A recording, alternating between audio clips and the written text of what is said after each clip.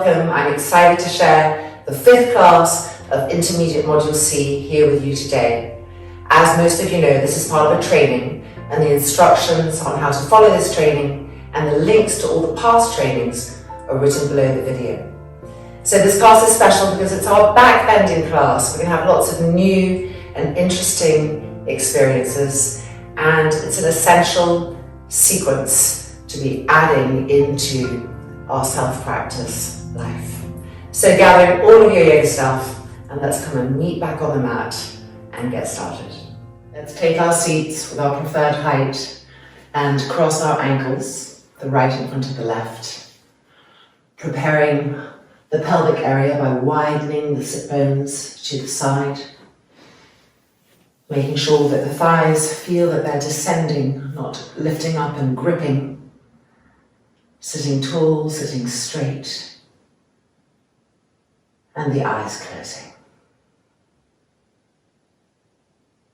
Soft, smooth inhalations and exhalations.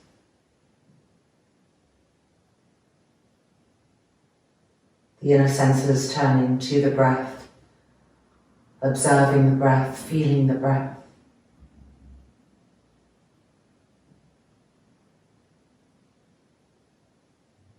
Keep rolling the shoulders back, clearing that space so that the inhale can start to lift and open the front spine, the front chest.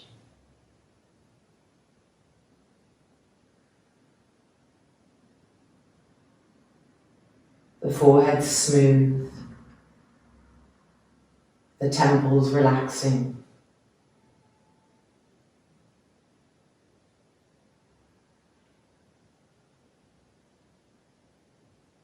And then folding the palms together in front of the chest.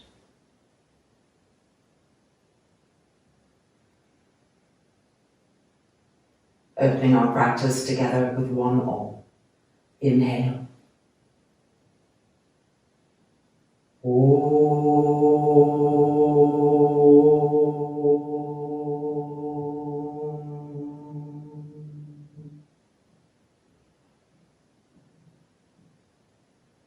The hands releasing, the chin lifting, the eyes opening. And we are ready to begin our practice. So this is an exciting practice to share in the training module because it's our first backbending practice. So we enter the world of backbends. Shalabhasans, Makarasan, Dhanurasana, and of course this is going to continue in the next module.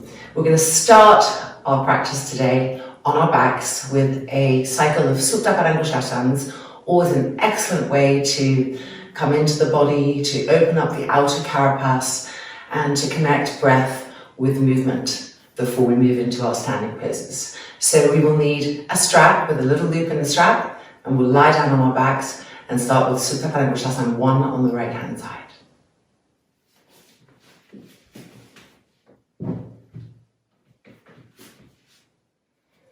So finding Supta Talasana first, lining the inner feet up, the inner big toes, if possible the inner heels. Making sure that our sacrum, our buttocks are moving towards the heels so the lumbar is not overarching. And then preparing our strap, the loop, and bending the right leg, placing the loop on the arch of the foot, straightening the leg, and sliding the hands down the strap so that the arms are straight, the armpits are opening. Soft, smooth inhalations and exhalations. Placing ourselves with the breath, making sure that that left heel stays firm, that the left thigh is rolling in, you're not letting that left quadricep roll open. And then engaging the right leg even more, firming the right knee, spreading the right toes, drawing the leg close as possible. And as you draw it towards you, resist with the front thigh. So pulling the right leg towards you, but pushing the front thigh away from you. And again, pulling the right thigh towards you and pushing the right thigh away from you. One more time, pull that right leg towards you and push the right thigh away from you. And 2, and 1. Bringing the leg back up, preparing for lateral, so the right hand holds the strap and the rest of the strap goes underneath the shoulder blades and the left hand holds it. Now before we come into our lateral, we're going to lift this left leg up and diagonalize it slightly, and this is going to help us to broaden the pubic bone even more, so a little bit more intense. Draw the leg towards us and to the right. Keep the left heel firm. Draw the right leg towards you and down to the right. And again, towards you and down to the right. Keep rolling that left thigh in. Don't let it roll open. Roll it in, fix the heel, push out through the ball of the feet. And now look at your right leg and tighten the knee even more. And find the outside edge of your right thigh, the part that's closest to the floor, and grip that upwards and in. And see how the leg descends and the groins feel held. Now broaden the pubic bone, the base of the trunk. Broaden the pubic bone from the left to the right and feel that broadness rippling up through the rest of the trunk. The lungs broadening, the intercostal muscles broadening. And 2, keep the firmness in the legs. And 1, bringing the leg back up and move this left foot back in. Remove the strap, left hand holds the strap, and from the left to the right the strap goes underneath the back, the shoulder blades. And beginning our descent, pull the leg towards us and across, towards us and across, towards us and across, pushing out through both feet. Now make sure that your left leg, the anchoring leg, is as much as possible rolling in, the heel firm, pushing out through the balls of the feet. And then look at your right leg and squeeze the knee and push out the length of the leg out through the ball of the foot. Feel the line of the leg being expressed out through the ball of the feet. And now with an exhale, turn the head to the right and encourage the abdomen to twist with you. Find the belly button, the central point, and twist the belly button from the left to the right. That's it. And 3, and 2, and 1. Bringing the leg back up, and exhale, and moving the strap, finding Supta Tadasana. Shoulders roll back, take a breath here. Inhabit both sides of the body evenly. And now for the left side. Bending the left knee, placing the loop on the foot, straightening, sliding the hands down so the arms are stretched, the armpit chest is opening right here. Trying to breathe into that area as it opens up. Keep the right thigh rolling in, the heel firm. Draw the left leg closer and resist with the front of the thigh. See how that tightens the knee and opens the back of the leg more. And again, draw the leg closer and resist with the front of the thigh. Now keep stretching the arms. And with your inhale, you try to fill these areas, the armpit, chest, the side ribs, with the breath.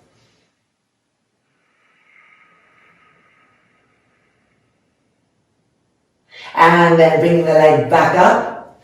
And now the left hand holds the strap. The rest goes underneath the shoulder blades, right hand pulling the excess to the side. Lift our right leg up, diagonalize it, roll it in, because it will want to roll open, so roll it in and press that heel down, press the front thigh down. And now bring the left leg towards you and to the side. And then towards you and to the side. This coming down in increments is really important, helps the movement. There we go. Now reconnect with the right heel and then connect with your left leg. Grip. Find the outside edge of the left thigh, the part that's coming closest to the floor, and grip it up, away from the floor. Squeeze it in and up, push out through that foot. That's it. Now, broaden the pubic bone, both the left and the right. Feel the broadness, as if the pubic bone, the top of it, the top of the triangle, are extending away from each other. The triangle becoming broader, and that's coming up the trunk, and up into the lungs and the ribs. Feeling that broadness of the side ribs. Keep gripping the legs. And 2, and 1. Bring the leg back up. Move the strap. And bring the right leg in. Parivrita. Right hand holds the strap. And the excess goes underneath the back from the right to the left, underneath the shoulder blades. Roll that right thigh in. Press the heel down. And bring this left leg towards you. and across. And then again towards you and across. And then again towards you, grip the legs and across, and so forth until you find your maximum place. Breathing, feeling, having presence, establishing that everywhere. Keep the right thigh as rolling as possible. Look at your left leg, grip it. That's it, wrap the muscles around the bones, push out through the feet. And now turn the head to the left, and with an exhale, roll the abdomen from the right to the left. That's it, now find the central point, the belly button, and roll the right side of the belly button to the left. Keep turning and twisting with each breath. And 3, pushing out the legs, and 2, and 1. Bringing the legs back up, removing the strap, and finding Supta Tadasana. Roll the shoulders back. Make sure your sacrums are moving towards the heels. Legs are firm.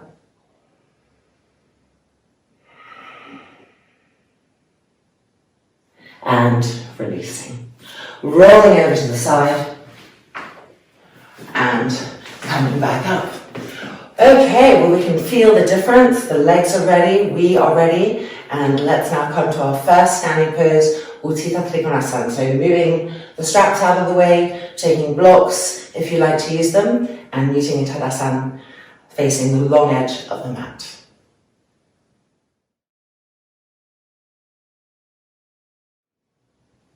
Standing tall, standing straight, and moving the arms back so they're in line with the back edge of the body, lifting the chest to the sky. Knees firm, thighs firm. And then preparing to jump and jumping, expressing our energy evenly in both directions, wide legs. Turn the right leg open, widen the legs apart. Grip the legs, inhale. Exhale, reaching front buttock bone coming forward as we come down, finding Utthita Trikonasana. Immediately attention into the outside edge of that back foot, squeezing the back inner knee.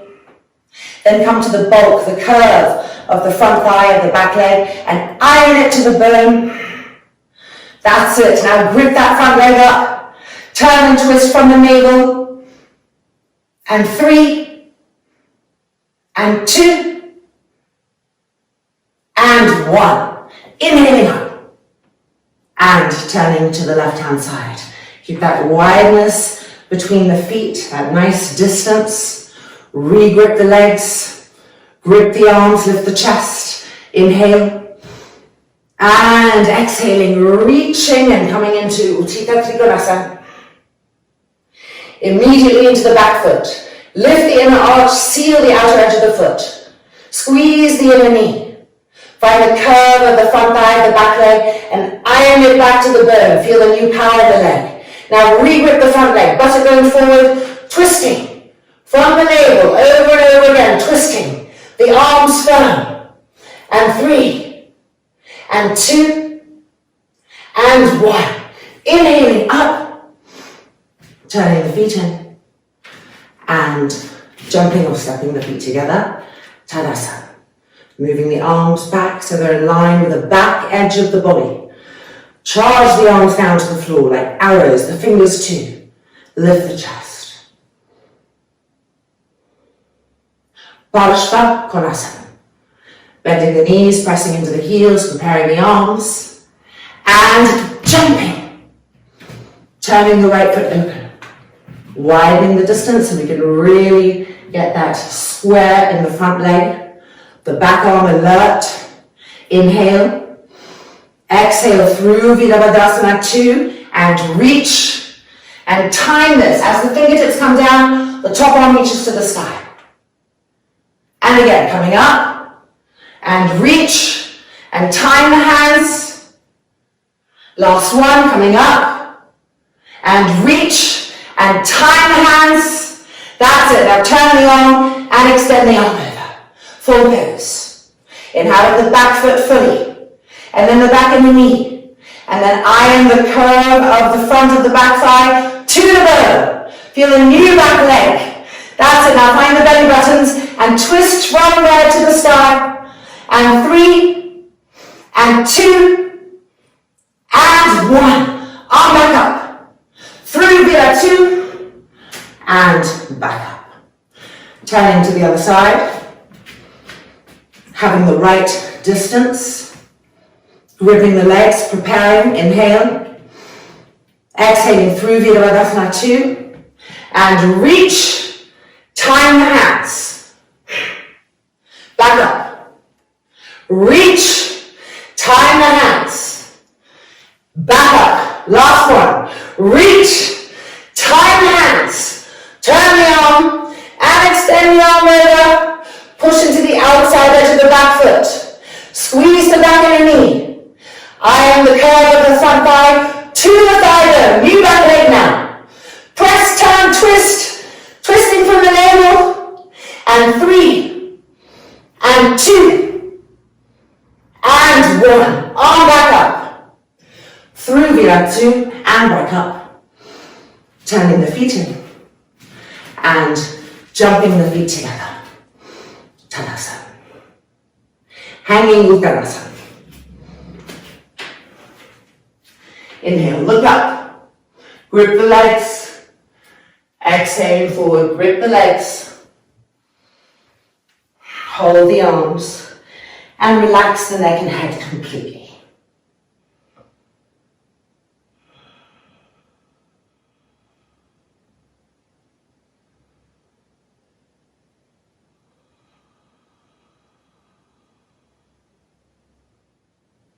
Make sure the feet are broadening, not cramping in. Keep lifting the inner ankles, pressing the heels down firmly, and looking at your knees. Grip the knees and thighs upwards.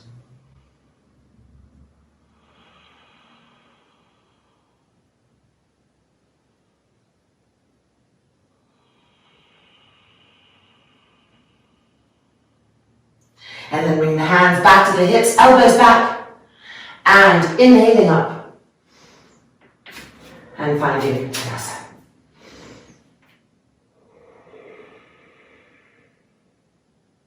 Turning to face the long edge of the mat again, Virabhadrasana 1. Making sure the arms are lined up with the back edge of the body. This is really important. We're going to be exploring our Shalabhasanas, and this is a general rule of thumb, so I want to start introducing this awareness into our Tadasanas. Preparing to jump, and jumping. Roll the arms, extend, lift. Feel that liftingness inside. That's it, relift the navel in and up. And preparing to turn to the right. So moving the weight to the back heel as we turn the front foot, turning the back foot in enough that our hips are facing forward. Roll the back thigh in more, squeeze the back of the knee, press the heel down, re-lift the arms, inhale, and exhale, make a square. As you make that square, keep pushing into the back heel firmly. That's it, and pulling the arms up and back, so the spine is going forward. Bend a little bit deeper, go a little bit more than you thought possible, re-push into the back heel, re-squeeze the elbows, lift the chin up, lift the chest up. That's it. And 5, and 4, and 3, stay low. And 2, squeeze the back of the knee. And 1, let the arms pull you up. Inhale. Turning back through the middle. Look at your feet, check. Look at your arms, check. Preparing for the other side. Weight back as we move the front foot forward.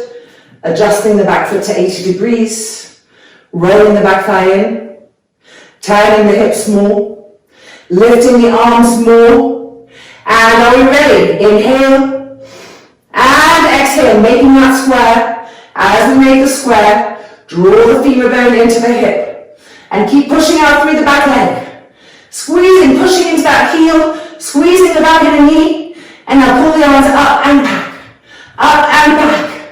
Up and back, heel that space open. That's it. And 5, lift the chin.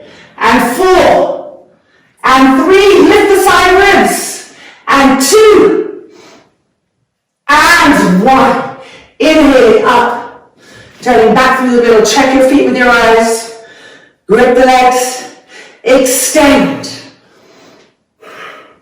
Turn the palms. And exhale. Jumping the feet together. Tadasana. Move the arms back to the outer edge of the body. Firm the knees, firm the thighs. Lengthen the collarbones. Deep inhalation. Deep exhalation. And preparing for Virabhadasana 2. Lift the elbows, don't let them be down. And jump, sharpness everywhere. Turn the right foot open, get that distance. Prepare.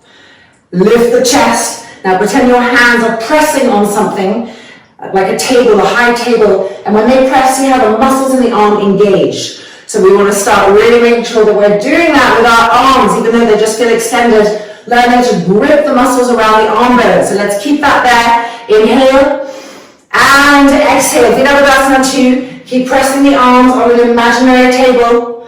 Igniting the triceps, the biceps to wrap around the arm bones. That's it. Now turn the head over the front. Keep pressing those hands on an imaginary table. And 5. And 4. Nice and low. And 3. Press the hands. And 2. And 1. Inhaling up. And let's place the hands on the hips, give our arms a little break, because hopefully we can engage them in a new way, as we turn to the left-hand side. Keeping that stance wide so you can get that square. Okay, are we ready to engage the arms in a new way? Stretch. Now press the arms and look at the muscles. That's it. Now we're going to try to keep that as we come to Virabhadasana 2. Inhale. Exhale. Make a square. Now repress the arms, press them against something solid. That's it, feel the muscles engaged. Now turn the head over the front arm. Keep pressing the arms down on something. That's it. And 5.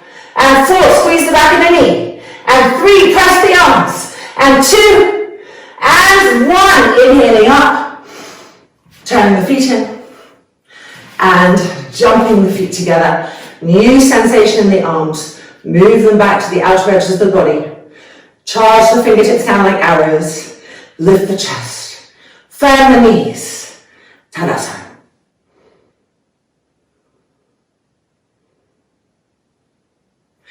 Excellent. Alright, it's time for Parivrtta Trikonasana, but we are first going to do a Parivrtta Supta Parivrttasana on our backs, which is like a Parivrtta Trikonasana, and we're going to do it with the foot pressing against the wall. So we're going to want to move our mats with a little gap between the mat and the wall, so that when we bring the leg across, the foot is touching the wall without the knee bending. Let's organize that and meet back there.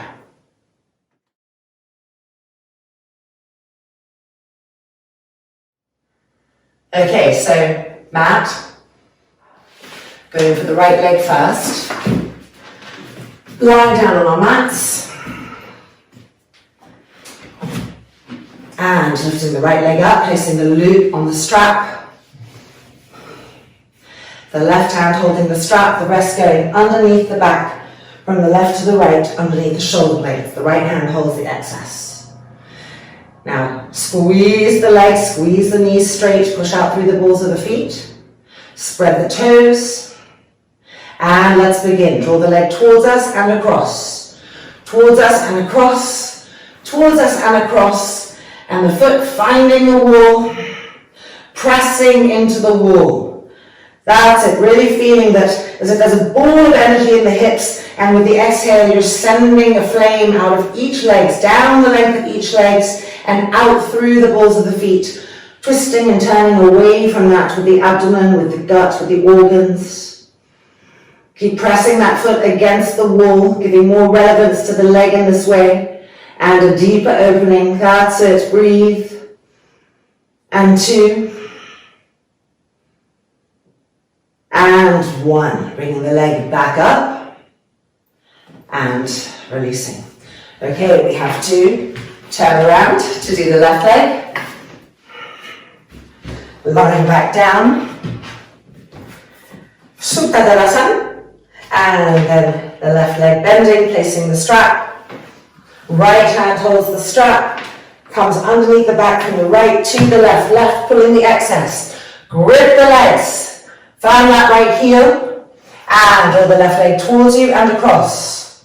And again, towards you and across. And again, towards you and across. Until you find the wall. Oops, I'm a little bit far away, so I'm moving in. There we go. And press the foot to the wall. Activate that whole leg. Feel the hip open. Keep trying to roll this top hip away from your face, down towards the foot. Bringing more broadness, more length. Don't let the left waist shorten. Push it down, turning and twisting. Keep moving that top hip down towards the foot. Pushing out the length of those legs, out through the feet to help us turn and twist even more. And 2, maximize the engagement. And 1, bringing the leg back up and releasing. And we are now fully ready for Parivrita Trikonasana. So we're going to move our mats perpendicular to the wall now and meet in a downward dog, and we'll be coming into Parivrita Trikonasana from there. If you like to use blocks underneath your hands, have those ready and waiting on your mat.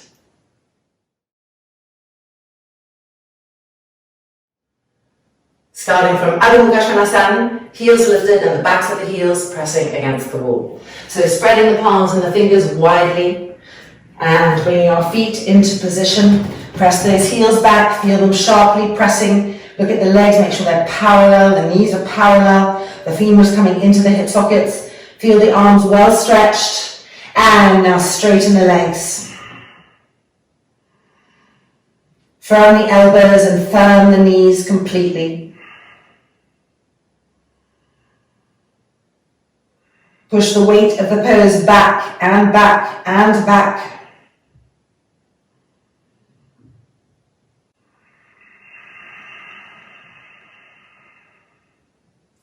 And now we're going to step the right leg forward to Parsvottanasana and bring the left foot so that it's flat on the mat, 80-degree angle, the back of the heel pressing against the wall and the bottom heel to the floor. Now straighten this front leg.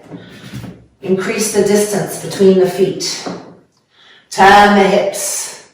More and more, turn the hips. Keep pressing that back heel to the wall to help keep the back leg enlivened. Walk the fingertips forward.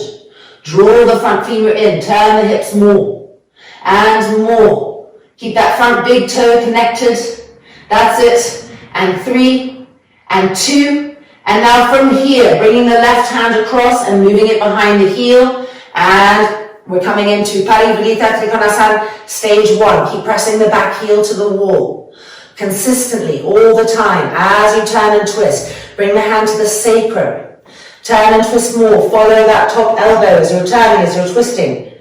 The roots of the thighs sharp. And now extending the arm. Imagine the hand is pressing on something to keep the muscles in the arm firm, not just the arm like that, but up and pressing into something. Firm the arm muscles around the arm bones. Turn and twist. Backwards in. Turn and twist. If the neck hurts, look straight ahead or look down. But keep twisting the trunk. Gripping the legs. That's it. And 3. Firming the arms. And 2. And 1. Coming back down. Parsvottanasana. Walk the fingertips forward. Lower the head down. Reconnect with your back heel, your back leg. Look at the curve of the front thigh of the back leg. Flatten it backwards to the bone. Press into your fingertips to move the hips back. The weight of the pose moving back as the fingertips move forward.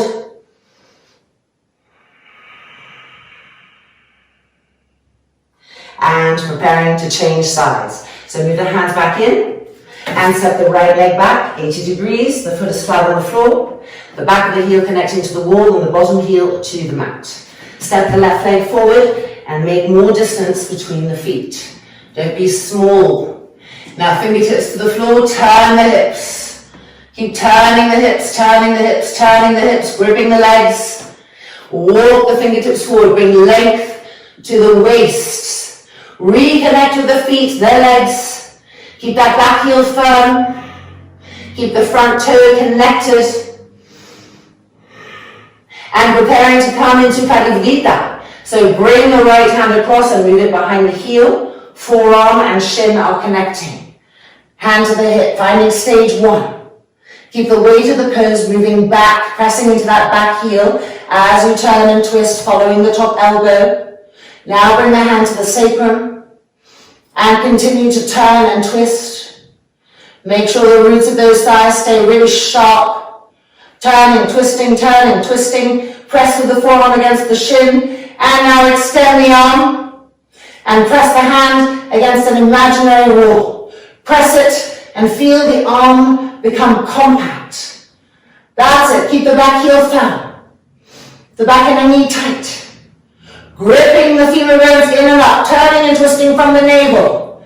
That's it, firm the arms.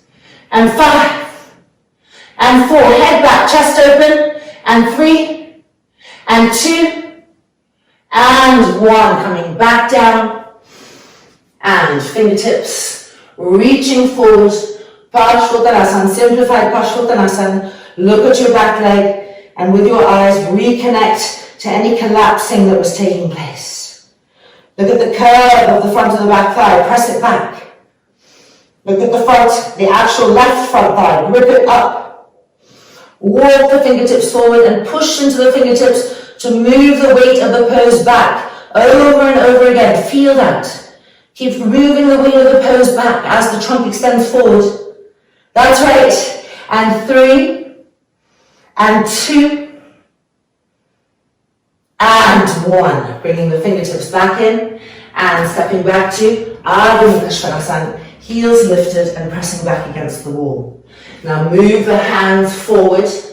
More distance between the hands and feet. Inner eyes of the elbows facing forward. And pushing ourselves back to downward dog. Relax the face. See if you can lift the toes up and be just on the balls of the feet. And broaden the balls of the feet. Press the heels back again, keeping the toes lifted. Push yourself away from your hands. Feel the weight of the pose moving back, moving back, moving back. That's it. And 2, and 1. Walking forward, feet the width of the mat, toes slightly turned in, hanging Uttanasana.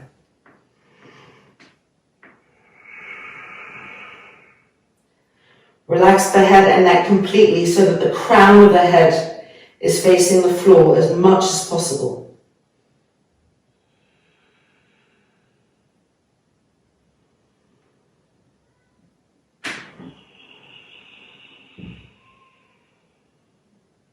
And then inhale, looking up, hands to the hips, and inhaling up, and releasing.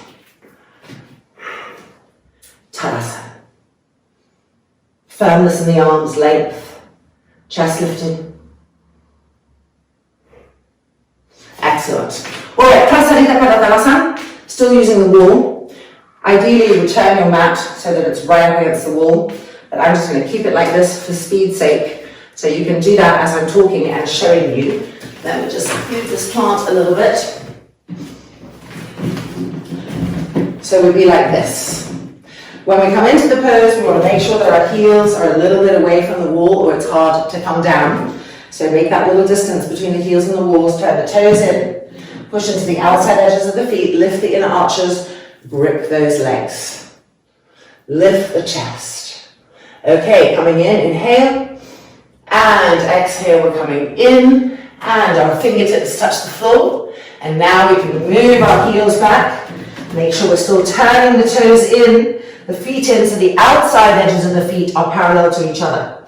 Lift your inner arches, lift your inner ankles, grip your legs, look at them with your eyes, check that they're really gripping, and begin to walk into the pose, widening the feet as needed, to bring the crown of the head as close as possible to the floor, using a block there, and then press the palms down.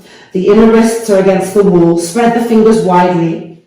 The elbows are parallel right in front of you, pressing against the wall. Lift the shoulders. Re-grip the legs. Now try to lift your toes up and be just in the actual feet themselves. Broaden the balls of the feet. Press the heels firmly. Keep the toes lifted. Grip the inner knees up to the inner groins. And again, make sure both inner knees are coming up to the inner groins. Always one leg will react more quickly, one more slowly. So take a few minutes to really feel them in both legs. And then roll the top inner groins back to the wall behind. Feel your sit bones on the wall. They shouldn't be together, they should be sharp and separating continually. The inner groins rolling back, spreading the sit bones, keeping the sit bones sharp, pushing them back. Breathing here.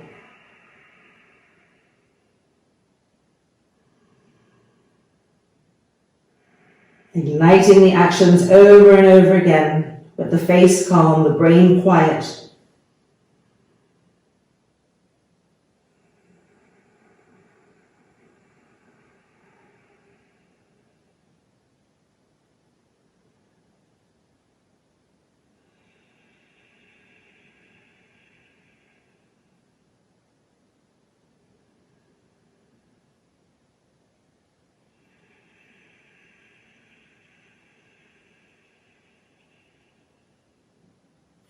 And then looking up, bringing the fingertips forward. Let's do the alda because we skipped it on the way in.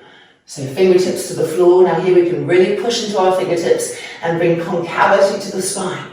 So no roundingness, we're trying to learn to dig the back ribs in, the intercostal muscles in. Keep pressing the front thighs back to the wall. Gripping the inner knees up to the inner groins. Sit bones firmly feeling the wall, pressing to the wall as the wall presses back. Concavity in the spine. Move the sternum plate forward. That's it. And again, move the sternum plate forward. Feel the stretching right here as these ribs move forward away from the abdomen. Everything stretching and opening.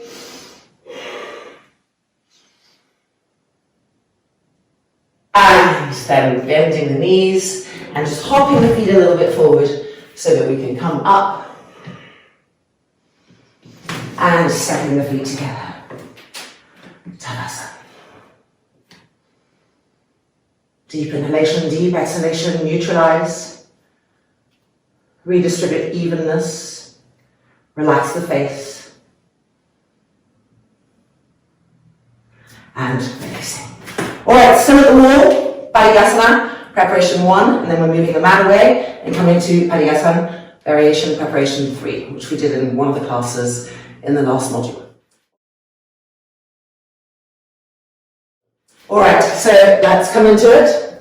Right leg will be extended, left hip will be against the wall. If you need support for your knees, take a blanket and have it there. Coming in, preparing the right leg, and then getting ourselves closer. And then extending the right leg, turning the foot in to 11 o'clock. Get the foot a little bit closer, and then straighten and seal the pose with the outside edge of that foot. Lifting the arms up, Urdhva Hastasana. Stretch those elbows, firm the arms. Now press the palms against each other from the base of the palm, right up through to the fingertips and across the thumbs. Inhale and exhale. Padayasana preparation 1. Keep pressing the hip to the wall, charging the arms, having relevance in the hands pressing against each other to keep that firmness in the arms as we extend. That's it. Now push the bottom shoulder blade forward, re-extend the arms, and 5, and 4, and 3, and 2, and 1. Back up. Check your arms, re-extend them. And exhale. And releasing. Changing sides. So we're really looking at these micro bends that we hold unconsciously and trying to get that straightness and learning to wrap the muscle around the arm bones and all these different poses so that the muscle is bringing that stability. So if any of you are over flexible, this action of wrapping the muscles around the bones and joints is going to be really helpful to stop that over flexibility. All right, let's do the other side. Lifting the leg, preparing, bringing the hip in,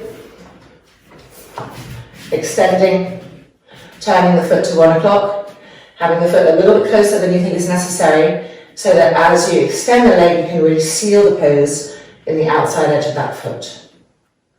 And now, Urdhva Hastasana, check your arms, get that lift, look at the elbows.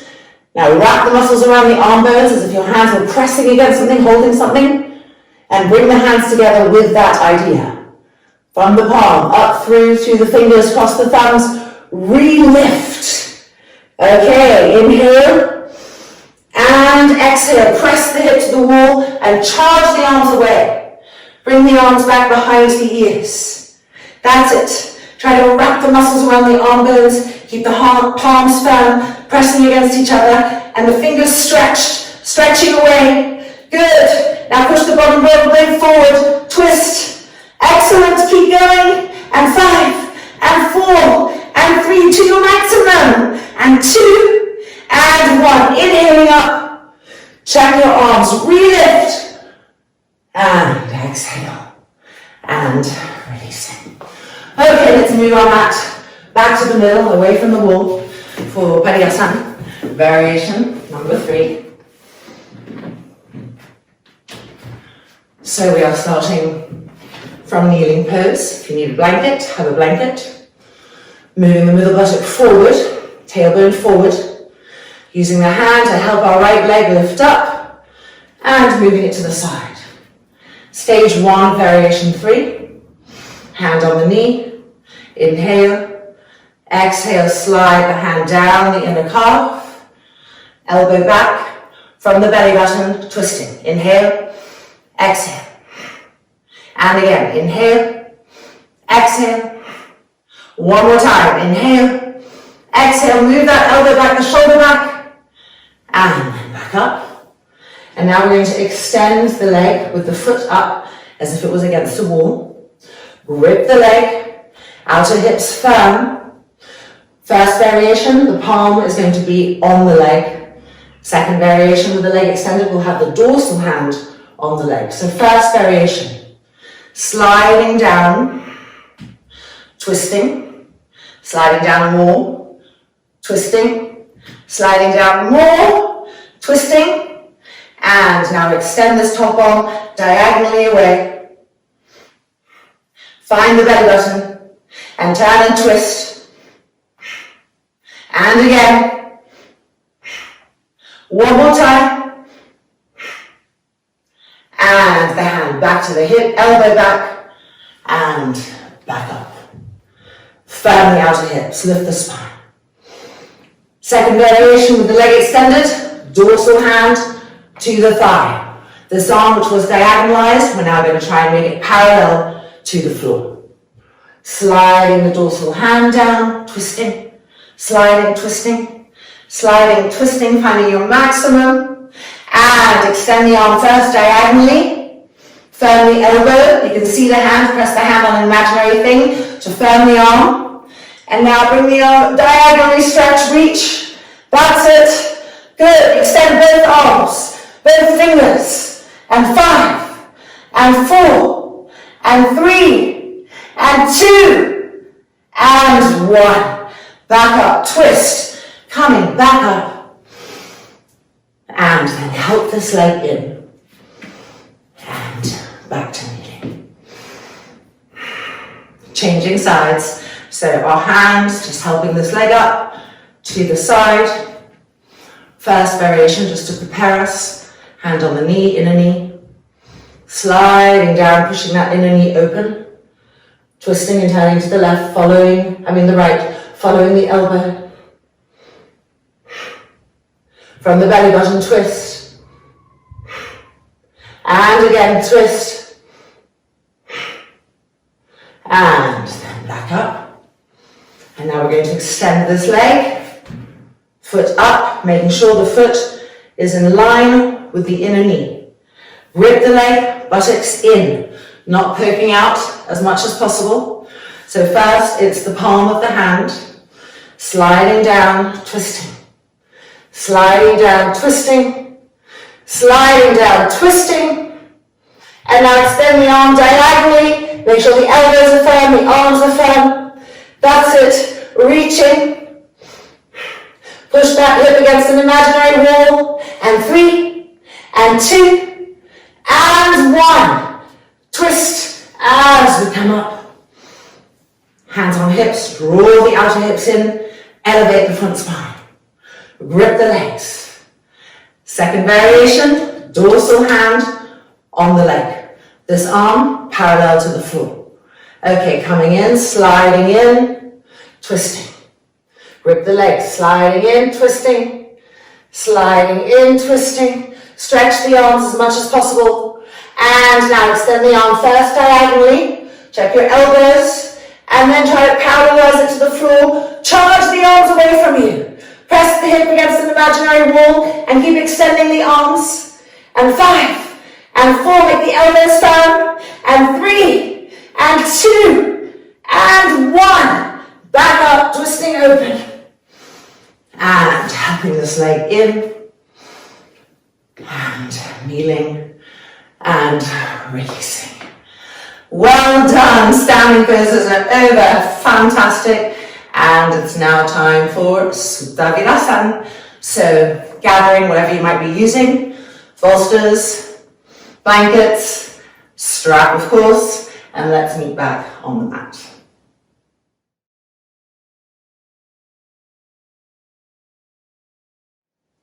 So if you have your bolster, you have it behind you, blanket on the end for your neck and head. You can also use 2 bolsters, making sure that you're working in a correct way and adjusting as needed for the vehicle that you're in. Let's put our straps on.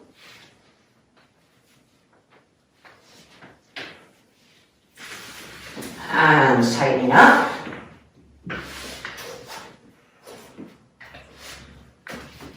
Feet apart and pulling the calves back and out. Oh, by the way, I want to say, I see a lot of people getting lazy and starting from here. Really make sure your little fingers get right behind your knees and pull back and out. Then come and take a seat. Pulling these feet in. Adjusting the strap and pulling the skin of the kneecaps up. Outer feet pressing down. And now, ready? Coming into Supta Virasana. Adjusting our pelvis as we know so well.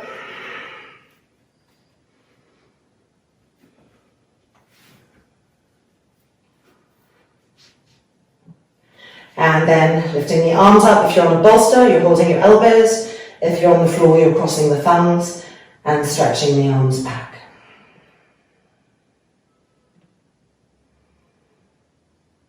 Send each exhalation today to the curve of your front thighs and flatten the curve of those front thighs down. With each exhale, make that the meditation for the next minute.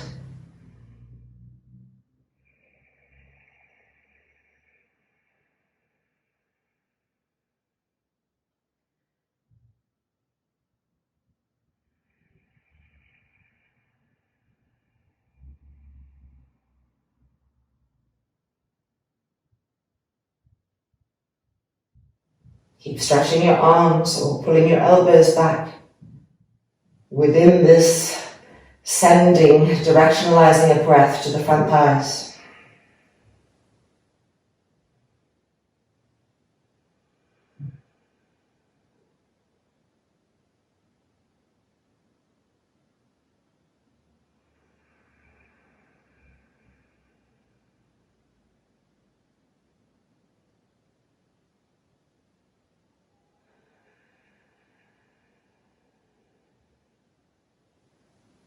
And now we're going to change the cross of the arms. But first, lifting the arms up, releasing, and just pulling our feet in again in case they slid out a little bit, and pressing the outer feet down, just reminding those areas, and tilting the pelvis one more time, moving the buttocks towards the knees. Okay, arms back up, changing the cross, or changing the cross of the thumbs. Stretching the arms back. And recommencing with that exploration of how do we directionalize breath? How do we send it to an area? And even trickier when it's 2 areas, because there's that tendency that one of your thighs will be getting more of the exhale than the other. How can you more and more even out the distribution of your exhalation to those 2 areas? And in doing so, becoming more and more sensitive to which area you favour, which area gets less breath, and adjusting that correspondingly.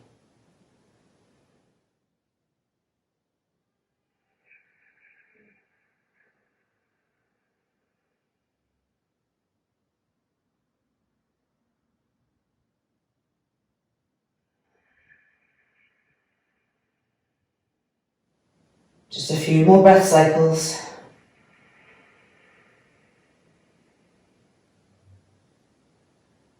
Don't harden the face in the effort.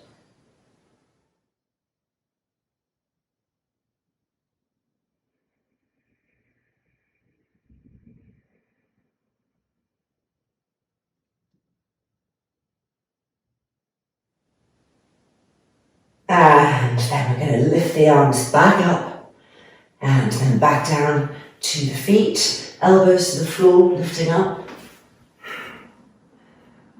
Ignite the pelvic floor, slightly tighten the perineum, lift up and draw the belly button to the lower back. Hold that as we come out of the pose and then release the buttocks and coming back to Vinyasa. And now widening our knees apart.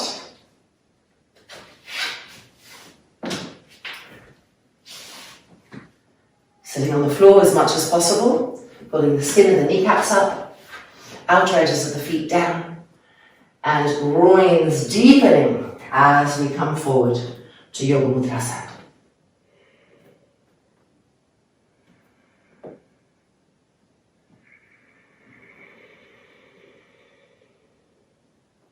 Gently tighten the perineum and lift the pelvic floor, lift the pubic bone, lift the belly button as the trunk extends forward.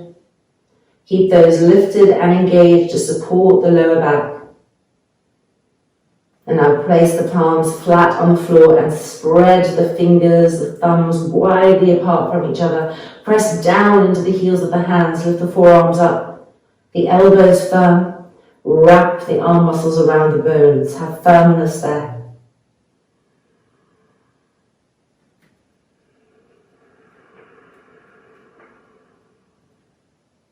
Keep lifting the pelvic floor, lifting the pubic bone, lifting the belly button. Those internal actions.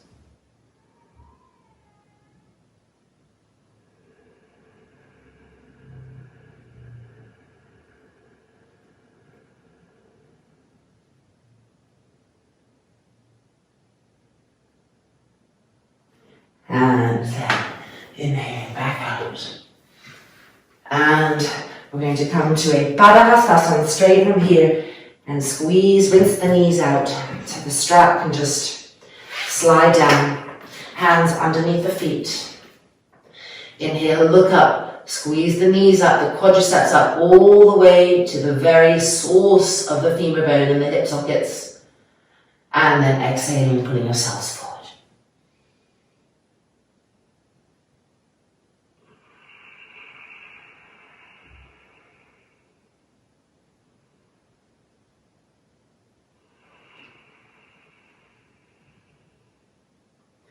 And releasing, and back down. Well, it is now time for Shirshasana. And the good news about the back bending practice is that in Shirshasana, we just have Shirshasana 1. No variations. It almost seems like a holiday. So let's go get our blankets, our walls if you like to use walls, and meet back on the mat for our straight up Shirshasana 1.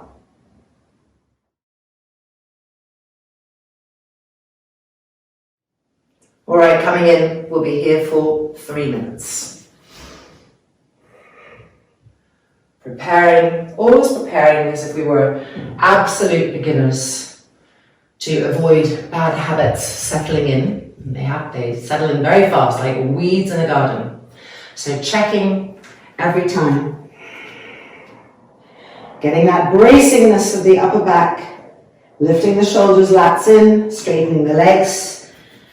Bringing the feet in until they're light, the weight is on the forearms, the wrist, the shoulders lifting up. Stage 1. Stage 2. And stage 2 is really the opportunity to move the middle buttocks forward and the front of the root of the thighs back, which sets us up perfectly for Shirshasana 1, extending the legs. Now remember the feet against the wall in our Parivrita Supta Pranushtasana, how you can really push into the feet. So here, imagine also your feet reaching up for a wall that's just a few centimeters above it. So you have to lengthen to reach it and then push into that wall. And keep that charge in the legs stable the whole time, reducing an enormous amount of tension on the neck. When we don't charge the legs, we put tension in the neck. So keep the legs charged, relift the shoulders. Make sure you're right on the crown of the head, not the forehead, which is very common. So the back of the neck is long, not curving.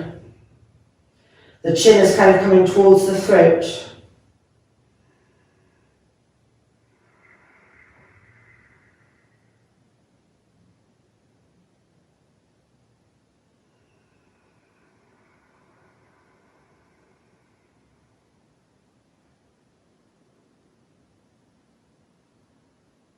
Line your inner big toes up.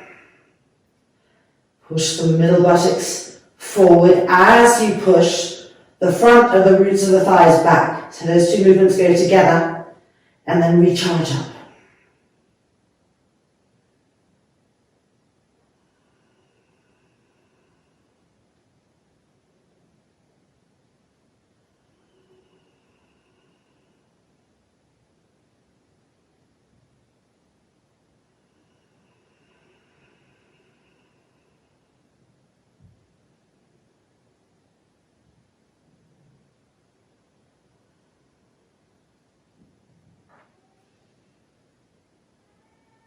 Make sure that your wrists are still pressing down. The ulnar wrist.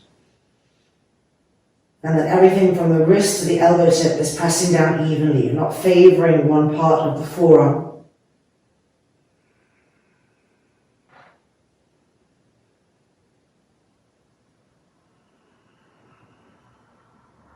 Broaden the balls of the feet.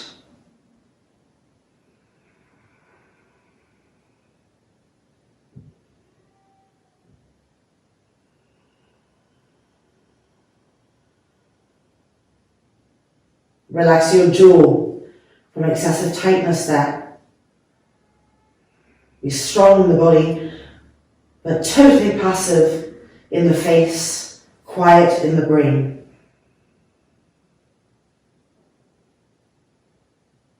Almost there. 20 more seconds.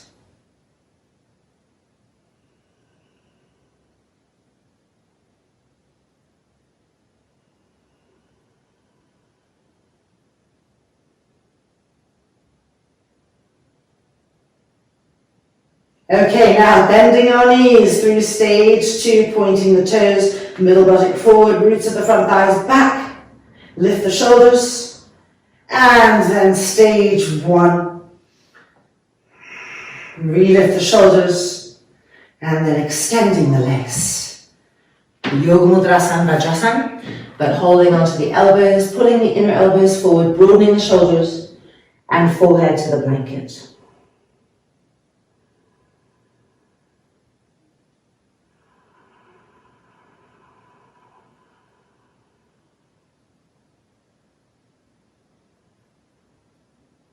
And now changing the cross of the arms, putting the inner elbows forward, broadening the arm muscles, the shoulders away from the ears, and bringing the forehead to the blanket.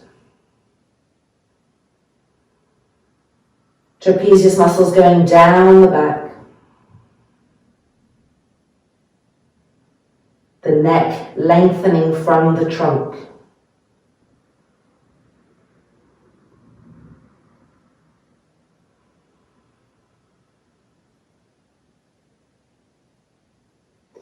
And then releasing the arms and coming back out. All right, well that has heated up our spine and we are so ready for our back bending work. So we're going to need a chair for the first 2 variations, we're going to need a blanket, and we're going to need 2 blocks. So go ahead and get all those things, and let's meet back on the mat.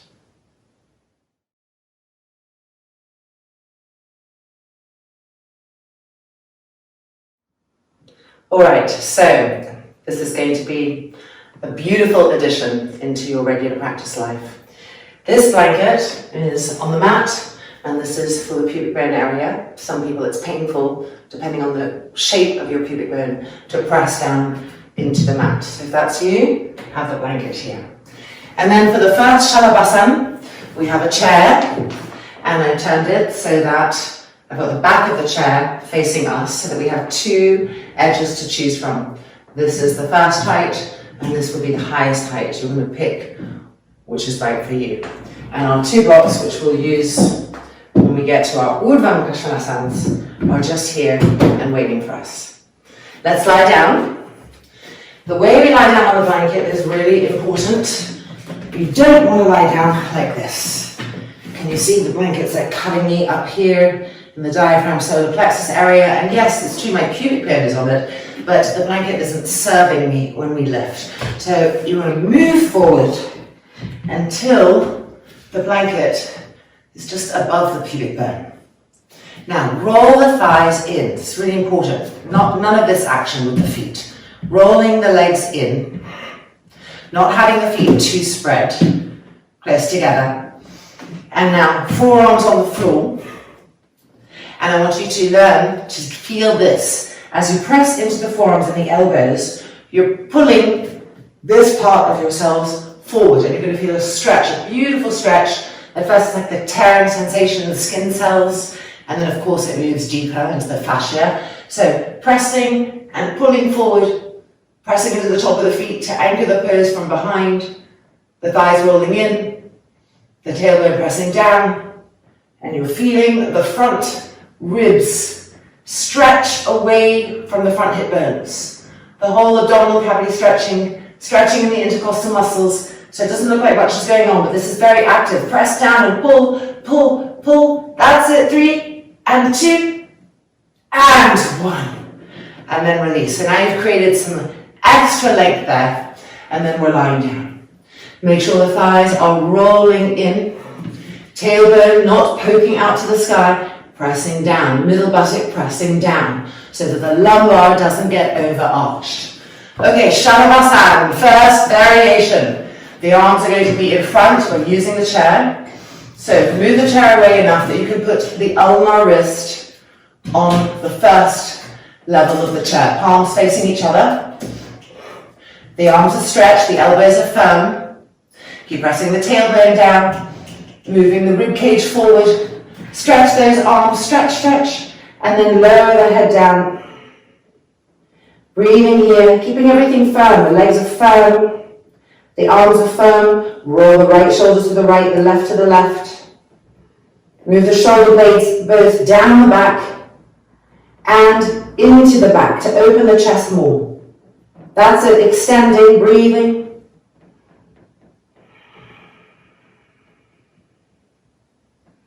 Go with the idea of length. The hands moving away from the feet moving away from the hands.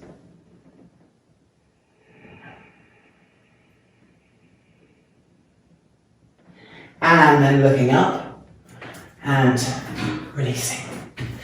Press into your forearms, your elbows, and pull yourselves forward. Get that stretch, that length again. Okay, coming for our second round. So if this height was perfect for you, you felt yourself right at the edge, stay there. If you're ready to go a little deeper, if the vehicle can take it, pull the chair a little closer and reach up for this top railing. And now again, ulnar wrist onto the railing, palms facing each other. Make sure the arms are straight. Charge the arms, charge the legs, roll the thighs in, lower the head down. Even though we're arching, go with the idea of length. Fingertips stretching away, feet stretching away. Middle buttock pressing down. Shoulder blades going down the back. And shoulder blades pressing into the back to open the chest area, the nipple area, the breast area, the armpit area. That's it. And 3 and 2, and 1. Coming back down, and releasing, breathing here, neutralizing, releasing any accumulation of tension in the lower back area, in the hips. Okay, now we're just sliding the chair away from us. All right, coming into Makarasana. And Makarasana, it's like the arms of Ardha Navasana. We're interlocking the fingers behind the back of the skull, opening the elbows. So first, prepare the legs, roll them in, charge them, press into the tops of the feet, firm legs, middle buttocks pressing down. And now, interlock the fingers, bring the hands behind the back, lift the elbows. We're going to lift just the upper half of the body with the exhale. Inhale, and exhale, lift, press into the tops of the feet. That's it, lift. And 5, and 4, and 3, try to keep the the feet firm, and 2, and 1, coming back down, and releasing. Relaxing the lower back.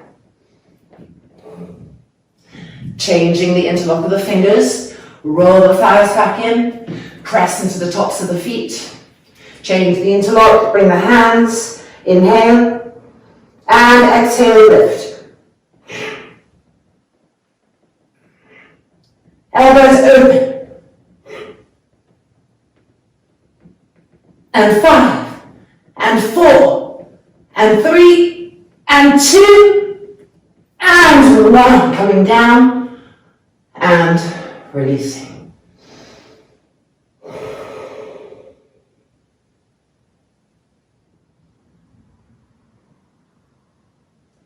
Right, coming to our next variation, half Shalabhasana, with the arms behind and the thumbs crossed. So we're lying back down, rolling our legs in, top of the feet pressing firmly.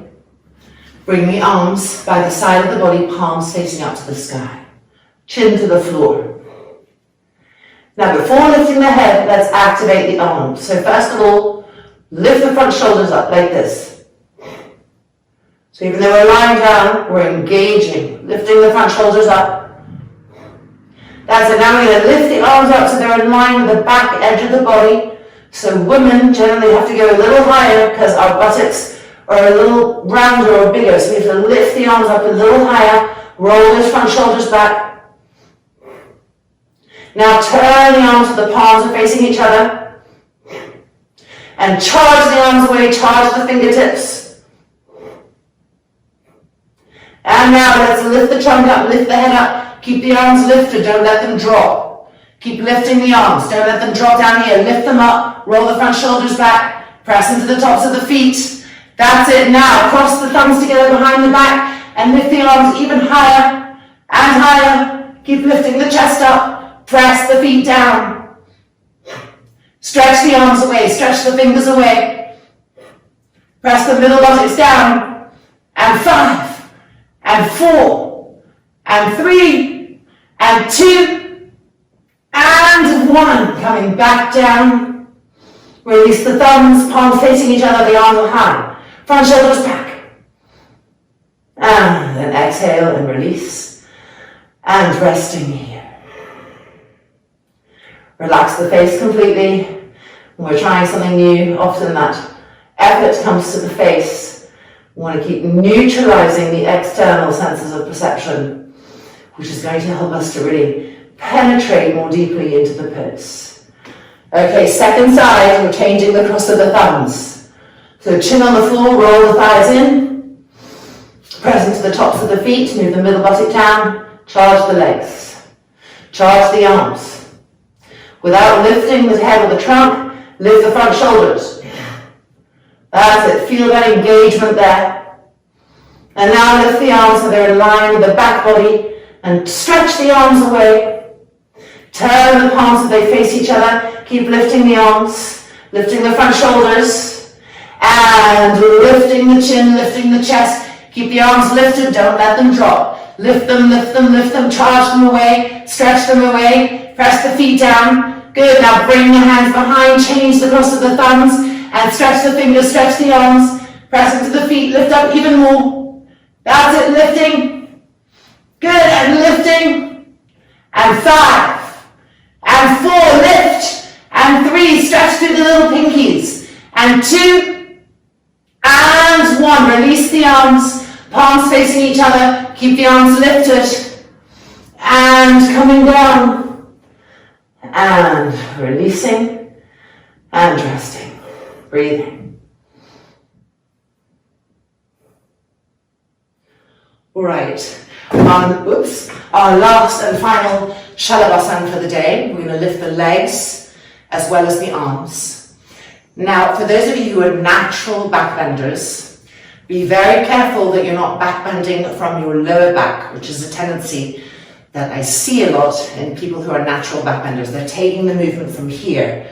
So really try to stabilize this area by pressing the tailbone forward, pressing the middle buttocks down, and bringing your archingness to the thoracic spine and the dorsal spine. That's the hard thing to do. And for everybody, go more with the idea of lengthening the body rather than arching the body. If we think about just arching, we're going to go into wrong movement. So go with the idea of length. So it's a bow, it has length. Okay? All right, let's go try and see what happens. Arms by the side of the body, chin to the ground. Roll the front shoulders up, prepare. Lift the arms up, palms facing each other. Make sure the arms are in line with the back edge of the body. Okay, we're going to lift the trunk and the legs. Keep the legs firm, don't let them bend. We're going with the idea of length. Ready? Inhale and exhale. Keep lifting the arms, don't let them drop. That's right, charge the legs, roots of the thighs. Even here, coming into the hip sockets. Lift and open the chest. And 5, and 4, get length. And 3, and 2, and 1, coming down. And releasing. Take a little breather here. All right, and back up. Okay, and it's now time for Dhanurasana. We're going to hold onto our ankles, and we're just going to do Ardha Dhanurasana today, learning how to densify our legs and use the shins to hoist us back. And the next module will be lifting up. So let's roll the thighs in. Let's push into our forearms and elbows and move the front rib cage forward, getting that stretch in the abdominal cavity. And then coming down, we're ready. Okay, bending the knees. Reaching with your hands for your ankles. Now flex the feet. So don't point them, flex them. Don't let the knees go too wide apart. If anything, the feet can go wider than the knees, but never this action, where the knees are wider than the feet. So paying attention to that, reflex the feet, and feel how when the feet are flexed, they're helping pull energy down so the legs can press down into the ground. So keep that density there. And ready, roll the shoulders back, inhale, and exhale, lift. Let the shins pull you back, like a winch, pulling you back, keep flexing the feet, toes curving down to the sky, roll the shoulders back, middle buttocks back down, lift the chest, good, and 5, and 4, and 3, and 2, and 1. Coming down, and releasing. Roll the thighs in, relax the buttocks, relax the lower back, deep inhalation, deep exhalation. Doing that one more time. Ready? Bending the knees and lifting up. If you can do it with the hands at the same time, go ahead and reach for the ankles at the same time. Flex the feet, feel the density of the legs, roll the front shoulders open. Prepare. Are we ready? Inhale and exhale, lift, keeping the front thighs pressing down. The shins winching us back, the front shoulders rolling back, the shoulder blades pressing forward so that the chest is opening. That's it, express that to its maximum. And 3, and 2, and 1. Coming down and releasing. Relaxing completely, moving the hips around, the buttocks around a little bit to jiggle out any tension. Soft, smooth inhalation. Soft, smooth exhalation. And we are ready for our next one, Bhujangasana. So, roll the thighs in, feet close together, dorsal feet pressing into the floor, including the little pinkies. Bring the hands onto the mat, right underneath the front shoulders, and see how the elbows go out very naturally. Let's scoop them in here, have that awareness. The pubic bone wants to stay connected to the earth. Don't let it lift up as we come up. Keep the elbows scooped in. Inhale. And exhale. Push into the heels of the hands. Elbows scooping in. That's it. Coming up. Elbows scooping in. Don't let them go out. Keep the pubic bone touching the floor. So if you try to straighten the arms too much and the pubic bone lifts, you've gone too far. Keep the pubic bone touching the floor. Press into the hands to peel the chest open, elbows scooping in. Press into the dorsal feet, firm the thighs, and suck the roots of the thighs into the hips. See how that helps to open the chest more. And 3, and 2, and 1. As you come down, squeeze the elbows in. Don't let them go out. Squeeze them in, and then exhale. And release and rest.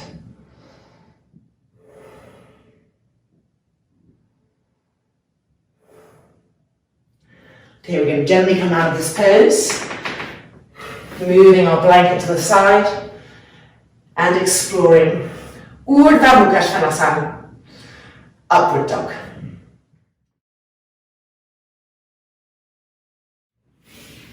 For our first upward dog, we need our 2 blocks for our hands. Let's place those into position. And this is a way to explore getting more lift in the front spine from the pubic bone all the way up through to here. As we have the hands on the blocks, we're able to lift up more and enjoy that liftingness, then bring it into the classical pose. So hands on the blocks. Now when we come into the pose, the legs are the same, rolling the thighs in, feet close together on the tops of the feet. But we just want to make a little adjustment. We want to then inch ourselves forward so that our front hip bones are as close as possible to the block. Because when the front hip bones are far away from our hands, we break in the lower back. We do not want that. So moving ourselves in as close as we can to the blocks. Now press the hands down. Lift the chest up, roll the shoulders back, those front shoulders, roll them back. And now, press into the tops of the feet, the knees come off the mat. Firm the thighs. Suck the roots of the thighs into the hips, and from that action, peel the chest over even more. That's it. Don't force the head back. Once the shoulders are open, the head will naturally move back. But until then, don't force it. Keep lifting up. And 5, and 4, lift, and 3, lift, and 2, lift, and 1, knees back down, and coming out. All right, so that was the first variation. Now let's try, without the blocks, but with the toes turned under. And this will help us to really push out down the length of the inner leg, the inner knee, the inner heel as the thighs roll in, releasing any tension that we might unconsciously be adding to this area. Okay, so hands here, but we're going to turn the hands this way, like a downward dog with our thumb and index finger against the wall, so that our inner elbows are facing forward and our shoulders can better open for us. Finding the beginning of the pose, make sure your hands aren't too small. There has to be space for the trunk. Roll the inner elbows forward. Inch in so that your front hip bones are close to the hands, as close as possible. Roll the thighs in, prepare, roll the shoulders back, and now turn the toes under. And charge the legs. That's it. Keep pushing out, down the length of the inner leg, the inner knee, out through the inner heel. Pump the middle buttocks down, and press into the heels of the hands to lift up. Front shoulders back, that's it. And 5. And 4. Slow the breath down. And 3. And 2. Shoulder blades moving down the back and forward. And 1. Release the legs. And gently coming out. Taking a breath here in Vajrasana and just evening out the spine so the tailbone is not lifting, but the pubic bone is lifting. And now let's come for the classical experience of the pose.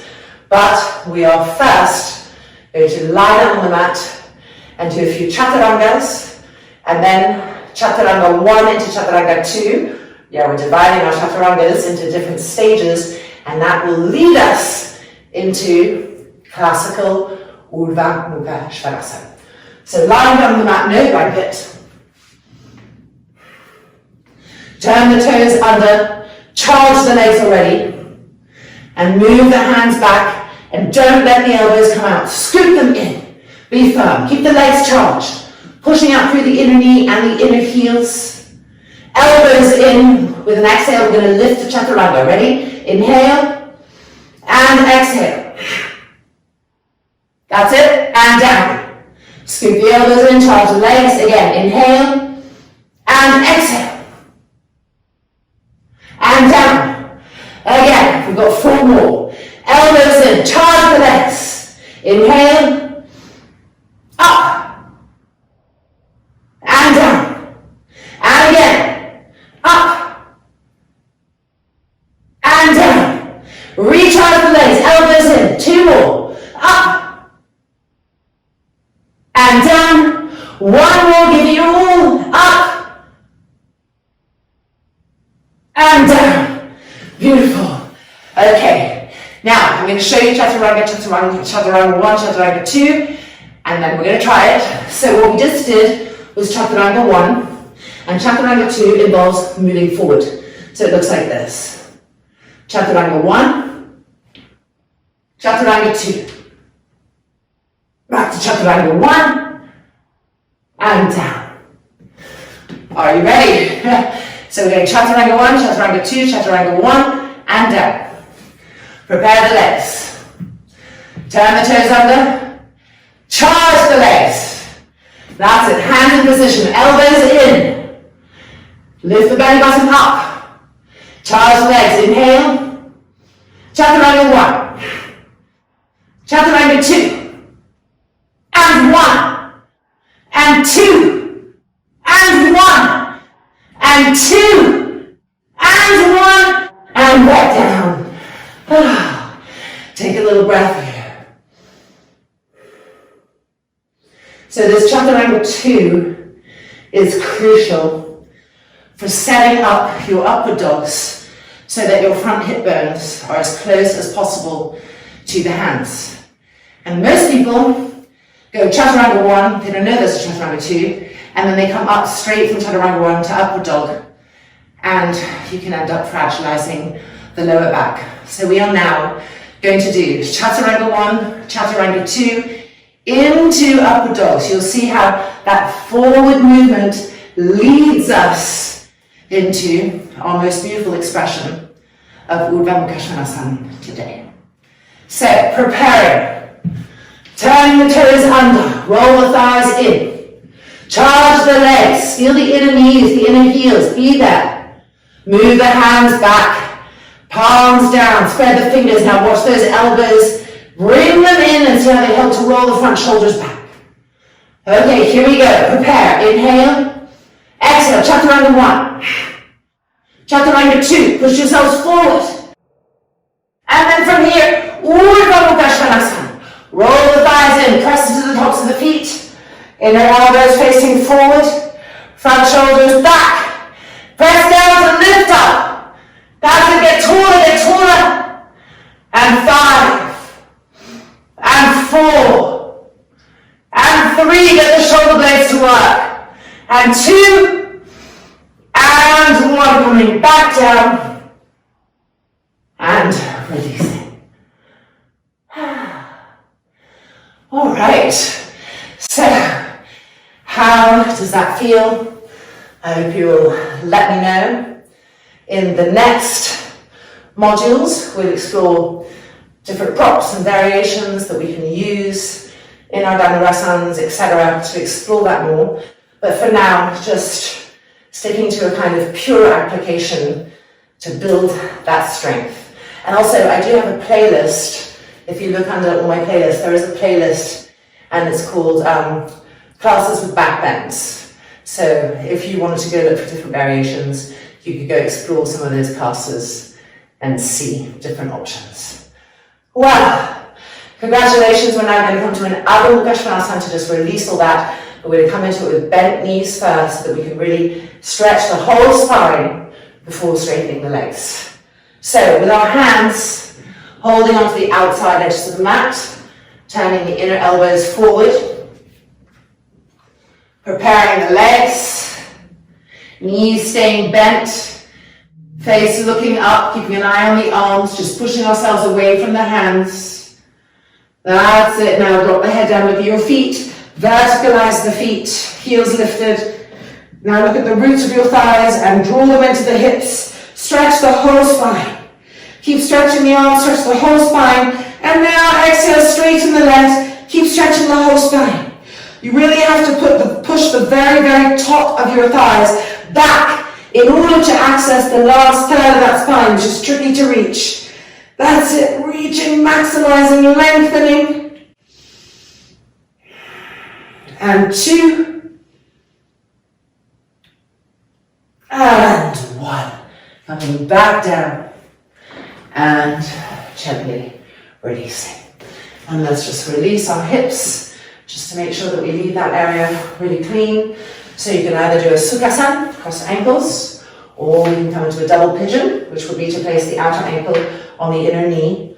But you could also do a half pose where it's on the calf, building into it, taking any supports, blankets that you might need.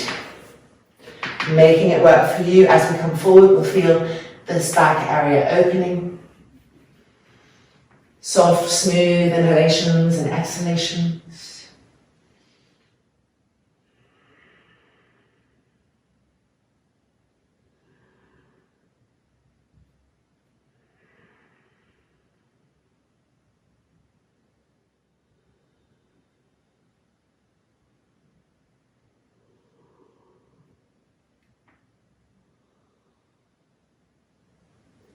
And then coming back up and changing the legs.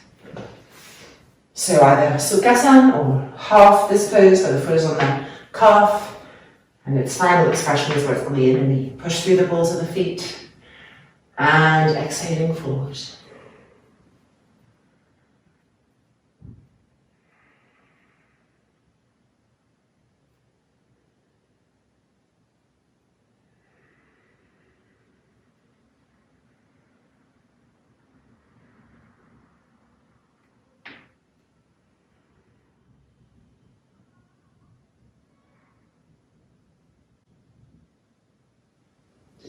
And then coming back up and uncrossing. All right, it is now time for Savangasana, and we have a treat in Savangasana today. So we're doing a chair Savangasana. It's just a really beautiful heart opening, middle upper back opening and restorative experience. So we all need to know how to do it, access it, and have that tool for us on days when we need it. And having just worked the whole spine, this is the perfect class to do a chair Savangasana after. So we're going to need a chair, we're going to need a bolster, and we're going to need a couple of blankets. Let's get all those things and meet back on the mat.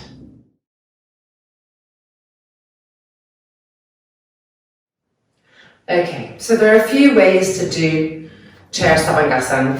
Principally, there are different ways to have the bolster. Today, I'm going to have us have the bolster like this because it's beautiful. This round end of the bolster deliciously presses into our dorsal spine and just helps it move forward so the chest keeps opening. It's very supportive. So you want to place the bolster underneath the chair so that as we lie back, this end of the bolster is going to meet our upper back. Then we're going to have a blanket here, and not like this, but like this for some length, a little bit underneath. There we go. So that's our setup. Now, when it comes to the chair seat, we're going to have a blanket on the chair seat, but it's good to have a sticky mat, a little cut-up one, or you can take a sticky mat that you have that's a bit thinner and fold it up and have it here so that the blankets don't slide. You can do it without it, but they just slide around. So we should learn this properly because it's setting good foundations in place. And then come the blankets. So I'm going to have two, and I'm about 5'8". And the reason that I'm having two is because with the length of the vehicle that I'm in, if I don't have blankets and my buttocks are just on the chair seat, then this space is too small and the arch goes to the lower back. So by lifting this up, you're creating more length if that's what your torso needs, so that you're not shortening the lower back area. So go ahead and set all that up, and then we will come in to our Savangasana. Ready to sit down on our chairs and swinging the legs over onto the railing. Now, as we come down, we're going to be fearful that the chair kind of moves, and the way we stop that from happening is by moving the weight of our hips and buttocks this way as we come backwards. So let's begin to do that. And you see the blanket's not moving because it's on the sticky mat. Coming down right in. We should be feeling really secure, like we can kind of hang out here. Okay, now this is where we're going to start arching back and then gently sliding ourselves back, and we'll feel the bolster on the head at first. And we want to move the chin towards the chest and get the bolster right supporting the upper back. So use your hands to pull it in. Take your skull with the back of with your hands and pull it back to lengthen the back neck. That's it. Now the arms are going to go inside the chair and reach for the back legs of the chair. Roll the front shoulders back. Feel that action that we were looking at in Chalabhasana. And now we're going to place the feet on the railing of the chair and adjust our hips as needed. So if you're feeling sensitivity in the lower back, bring your hips closer to the edge of the chair. When you're feeling the bolster, when you're feeling your hips in the right place, when you're feeling the beautiful opening that this brings to the front body, go ahead and extend the legs straight to the sky, like an Urdhva Prasadita Parasana action. Draw the femurs into the hip sockets, so being aware of those essential connections. Keep charging up through the legs, spreading the toes and broadening the balls of the feet.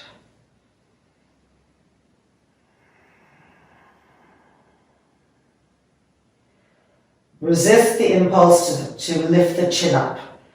Keep the chin coming closer to the throat to make sure that you're really coming as a shoulder stand, not as a head-neck stand.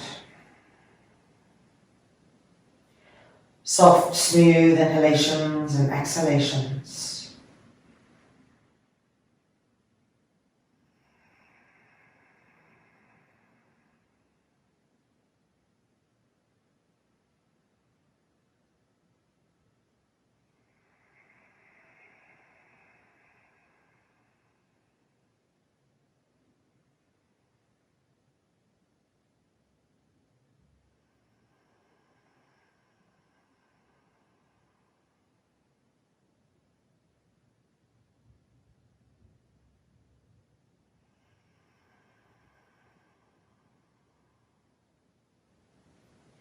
Now we're going to invert the hands. So releasing one hand from the leg and turn the arm so that now the palm is open to the outside. It's holding the leg, inverting the hand, and it's really helping the shoulders to roll back. And I do the same on the other side, inverting the hand, pull with the arms and pull the front shoulders back. Feel an even deeper lifting and broadening in the lungs and the ribs and the intercostal muscles.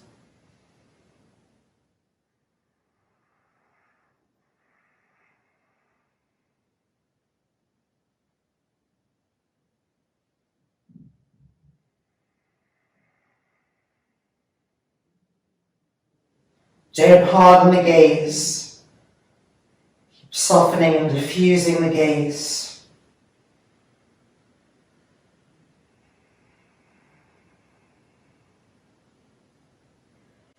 And now we're going to extend the legs to 60 degrees. So pushing through the balls of the feet, lower the legs until they find the railing, but keep the legs charged. They're supported, but they're not passive on the railing. Keep pushing out through the balls of the feet, rolling the front shoulders back. Feel how this variation is really stretching the abdominal cavity, as well as opening the shoulders, getting that length into it.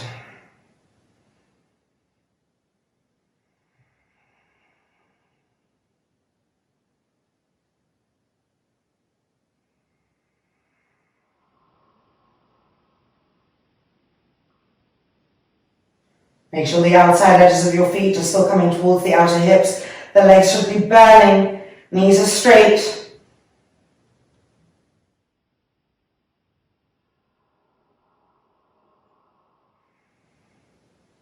And now bend the knees one at a time. Place the feet on the railing. And re-push the legs up to 90 degrees. You can see your feet. Spread all of the toes. Make sure those inner big toes are connecting. The outer edges of the feet coming back towards the hips. Re-roll each of your front shoulders back. And with your inhale, try to lift the ribs up and to broaden them. And try to fill each of those rib cages, each of those lungs evenly. So notice if one lung has a tendency to get more, and try to even that out. You can just look with your eyes and you can just see the rib of the rib cage and the breasts. Lift and expand. Lift and expand. Get that shape. Feel the shoulder blades pressing forward to help you with that shape.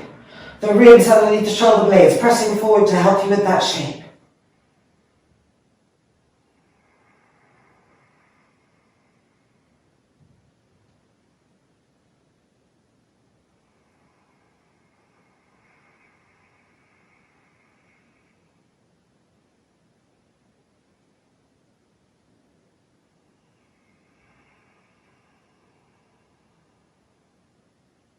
And now we're going to bend the knees, feet to the railing.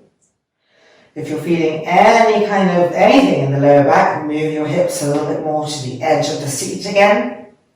And arch the middle back and upper back. Bolt the outer hips towards each other. Keep the outer hips bolted towards each other as we open the knees apart, finding Baddha Konasana with the outside edges of the feet on the railing. But keep the legs active. Press the soles of the feet together. And find the outside edge of your thighs and squeeze that area in and up. Re-roll the shoulders back. Press the arms down and press the back ribs up over and over again.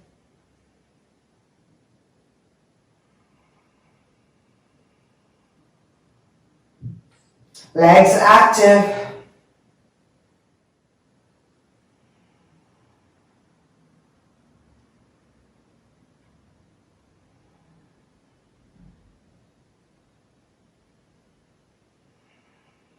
And then bring the knees back towards each other. We're going to prepare to come out. So the first thing we're going to do is release our hands one at a time, bring them out of the chair. Holding onto the front legs of the chair, you can already feel that you're slipping a little bit. You can move the hands back for support as we slowly come over the edge of the chair, moving our heads back and coming down until we are on the bolster. And just resting here.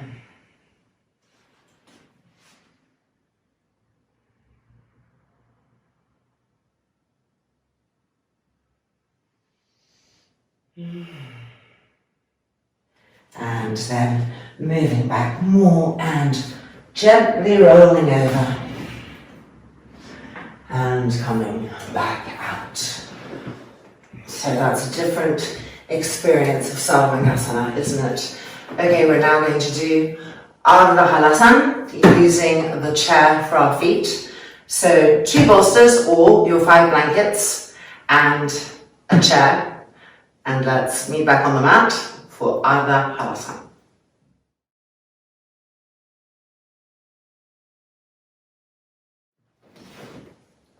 So I'm using the 2 bolsters as blankets. I put myself close enough to the wall that my feet can climb up and over. And you just want to check before you come into your Ardha Halasana that when you come over, your feet land on the chair. So like this. Just giving it a little check and adjusting the chair as needed. And then if everything's ready, let's begin. So making sure that we are allowing the head to hang over the edge, that we're in the middle of the skull as much as possible. And then hands to the bolster, pressing down, walking the feet up. And then bringing the legs over, finding the chair, turning the toes under, pushing through the balls of the feet. Now roll the shoulders back, interlock the fingers, tips of the thumbs touching, re-roll, stretch the arms away. Dynamically now press the arms down into your blankets or bolsters and press the back ribs in and lengthen the spine.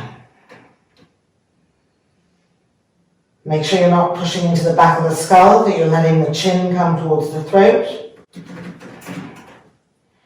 Look at your knees, make sure they're not bending. Charge the legs.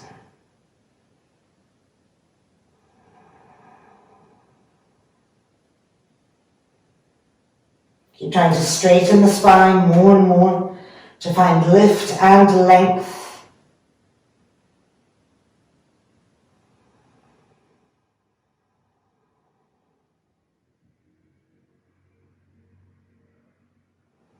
Make sure the quadriceps aren't falling off the bone, iron them upwards to the thigh bones.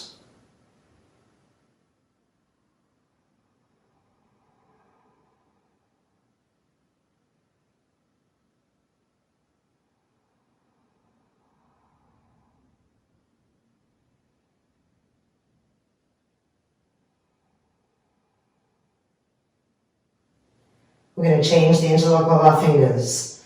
So go ahead and change. Tips of the thumbs touching. Re-roll the shoulders back. Bring the chin towards the throat. Press the arms down. Press the elbows down. And press the back ribs in and up. Look at where your thighs are coming into your hips. And draw them in. The thighs should be burning. The muscles are wrapping around the bones and the arm muscles too. How can you wrap them around the bones and press down?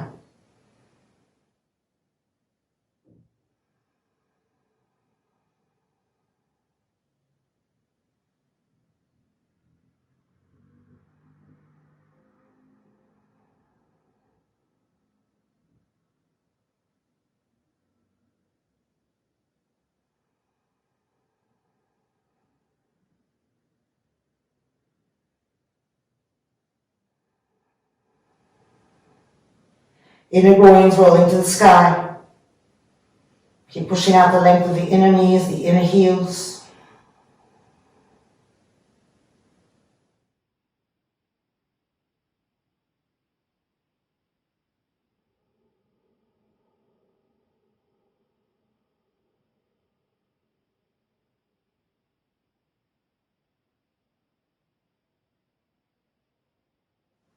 And now we're going to release the interlock of the fingers and place the hands on our back. The wrists and the hands pressing the back ribs in and up. Ekapada Sarvangasana from Ardha Halasana. So we're going to lift the left leg up to Sarvangasana and keep the right foot on the chair. Roll the left thigh in. Roll the right thigh in. Grip the muscles.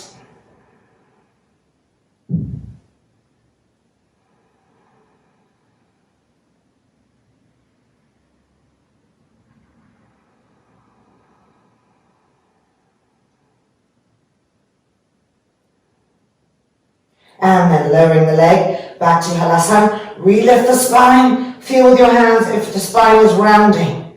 Dig those ribs in and up. Changing sides. Lift the right leg up. Ekapada Sarvangasana.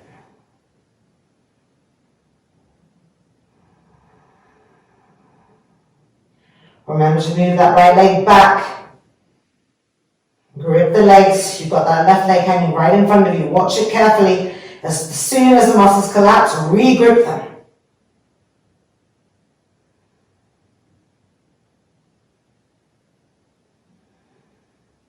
And now lowering the legs back to Ardha Halasana. Releasing the hands. We're going to unroll nice and gently. So remember, we've got the wall there to help us. So just gently kick off, find the wall. And then the other foot. Feet to the ground. And immediately moving backwards. And resting here. The knees resting against each other. The abdomen softening. The back of the neck long.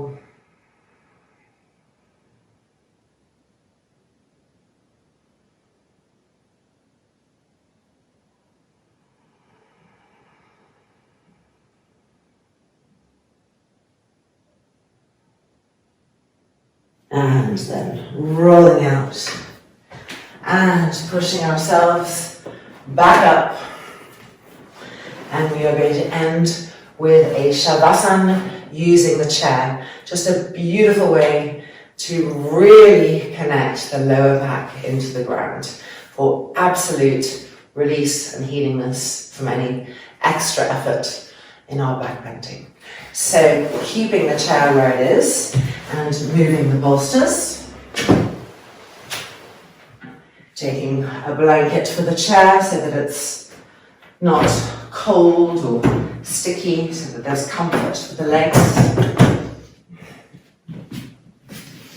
Coming in, legs up, and then moving ourselves in so we feel the chair working with the design of the backs of our knees.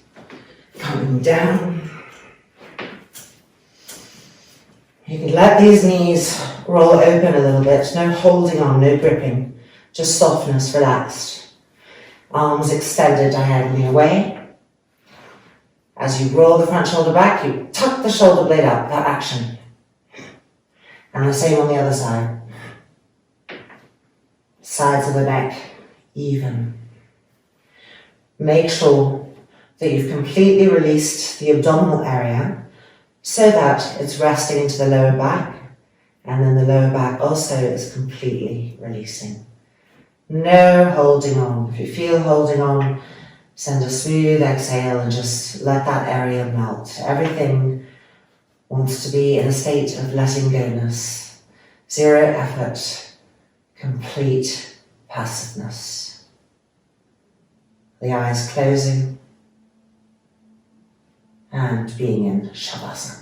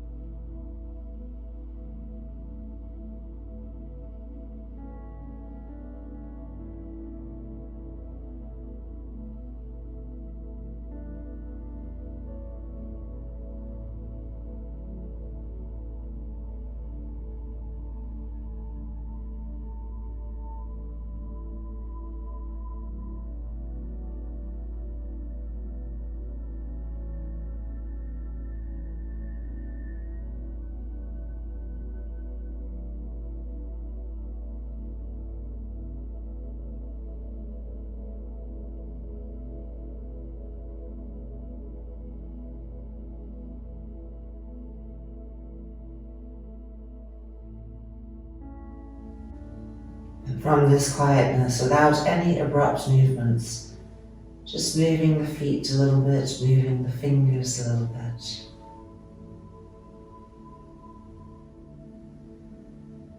The eyelids opening.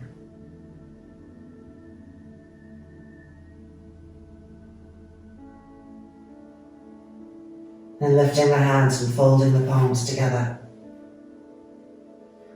And ending our practice with a loving kindness meditation. Loka samastaha sukhinho bhavantu. Om Shanti Shanti Shanti.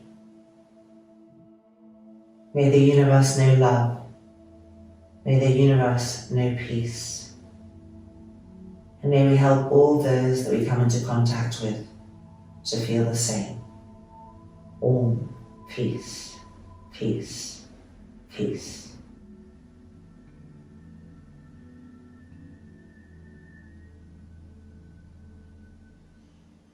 Hands resting on the abdomen, the eyes opening again.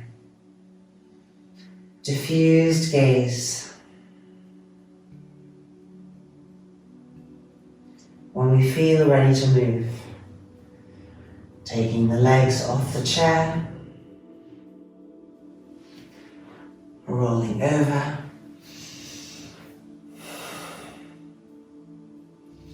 and coming back up. And congratulations, our practice is complete. So, hoping that you enjoyed all this new work. Shalabhasans, just activating these back muscles and really paying attention to that Chaturanga 1, Chaturanga 2 action that brings us up into Urdhva Mukha Svanasana. So this will influence all of your Surya Namaskars from now on. Let me know how it was for you. Happy practicing. Look forward to seeing you again soon. Namaste.